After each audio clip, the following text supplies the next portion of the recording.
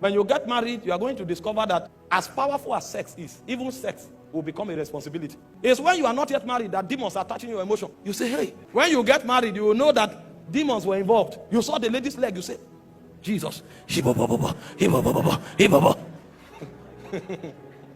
When you get married, you will discover that that leg can be on your head. You will be burdened.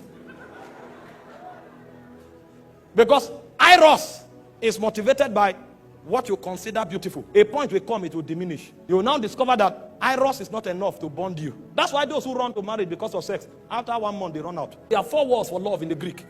The first word for love is phileo. The second word for love is Eros. The third word for love is storge. And the fourth word for love is agape. Love is deeper than the feeling. The word phileo is a kind of love that is created by circumstance. And that kind of love runs on emotion.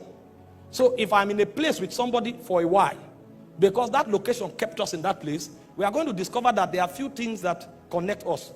And so because of that circumstance that is created, we will begin to bond in a way. That kind of love is called phileo. If you change that circumstance for a while, that love will begin to die. Because that love is orchestrated by circumstance, and that love runs on emotion.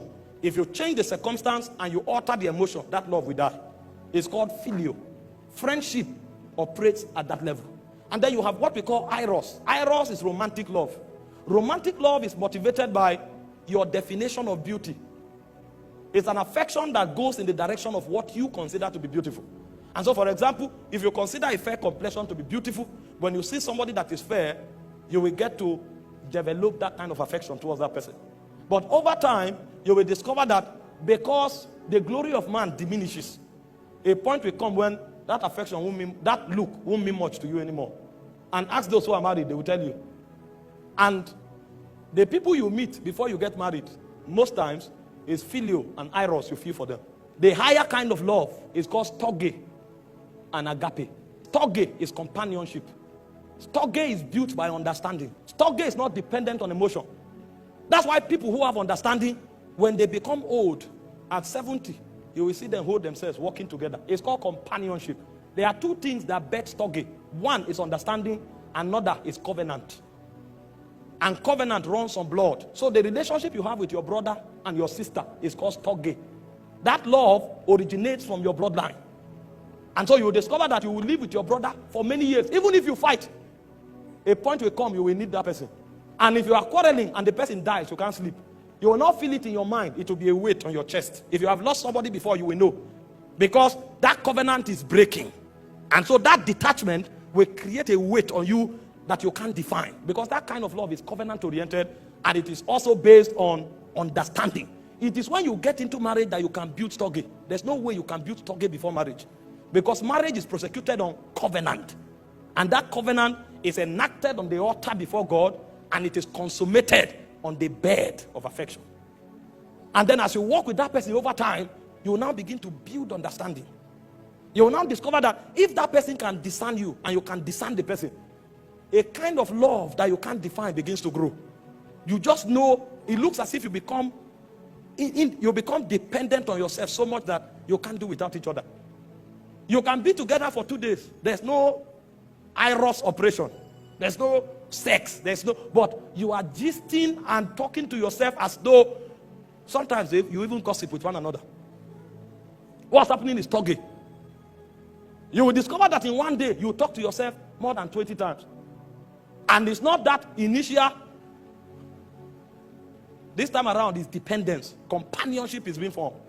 But it is rooted in what? Understanding. And understand time. And it's also rooted on covenant. And there's no covenant before marriage. So you can't enter the realm of storge until you get married. And then the final one is agape. Agape is sacrifice. Agape is self-denial. The reason you can build agape is not even because you have a connection with that person. Why phileo is generated by circumstance, Eros is generated by your definition of beauty, storge is defined or generated by understanding and covenant, agape is external.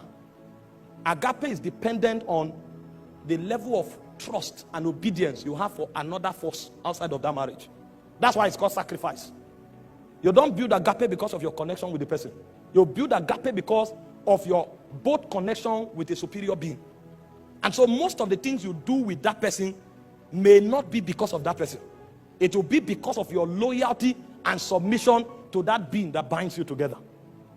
And so many times, when you go through a relationship as strong as marriage, you will discover the reason you will stay will not be because of the person.